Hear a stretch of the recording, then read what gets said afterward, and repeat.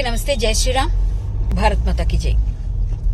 ఈరోజు ఎక్కడ చూసినా జానీ మాస్టర్ ఏదైతే ఒక హిందూ అమ్మాయి పైన అత్యాచారం చేయబోయారు, చాలా చాలా హింసించారు, చిత్రహింసలకు గురి చేసి మతం మారి పెళ్లి చేసుకోవాలి అనే ఒక కోణంలో ఆయన గురించి చాలా చాలా కథనాలు విన్నాము. ఇది చాలా చాలా దుశ్చర్య. ఎందుకంటే ఒక హిందూ అమ్మాయిల్ని లవ్ జిహాద్ గురి చేస్తూ చాలా మంది చాలా రకాలుగా వేధిస్తున్నది. ఎన్నో లవ్ జిహాద్ కేసుల్ని మేము పట్టుకుంటున్నాం, వాళ్ళని కౌన్సిలింగ్ చేస్తున్నాం, తల్లిదండ్రులకు కూడా తెలియజేస్తున్నాం. అయినప్పటికీ చాలా వరకు వాళ్ళ వైపు మొగ్గు చూపుతున్నారు. ఇక్కడ ఆ అమ్మాయి తనంతట తానుగా లవ్ జిహాద్ గురి కాకుండా చిన్నప్పటి నుంచి తను ఎన్ని రకాలుగా ఏ విధంగా డాన్సర్ గా ఉన్నప్పటి నుంచి మాస్టర్ కు పరిచయం అయినప్పటి నుంచి ఏ విధంగా ఆమెను ప్రలోభ పెట్టారు అన్నది బయటకు వచ్చి చెప్తున్న తీరైతే ఆ అమ్మాయికి నిజంగా అండగా నిలవాలి మనందరం. Hats off to her. అయితే ఖచ్చితంగా ఆ అమ్మాయికి న్యాయం జరిగే వరకు జానీ మాస్టర్ ఒక పెద్ద పేరు మోసిన కొరియోగ్రాఫర్ అయితే మాత్రం ఆయనకి సపోర్ట్ చేయాలా? ఖచ్చితంగా. ఎందుకు చేయాలండి?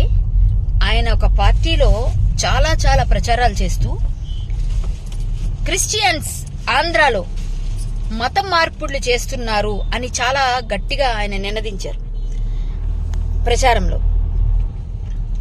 అది అప్పటి వరకే నా మాటలు. మరి మీరు చేస్తున్న పరిస్థితి ఏంటి? మీరు చేస్తుంది ఏంటి మాస్టర్? జానీ మాస్టర్ గారు సూటిగా ప్రశ్నిస్తున్నాను నేను.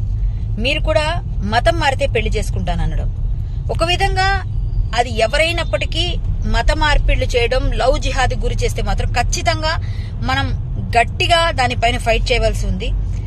ఆ అమ్మాయికి సపోర్ట్ గా ఖచ్చితంగా ఉంటామండి. ఎట్టి పరిస్థితుల్లోనూ నేను హిందూ యాక్టివిస్ట్ గా ఇలాంటి వాటిని సపోర్ట్ చేయం.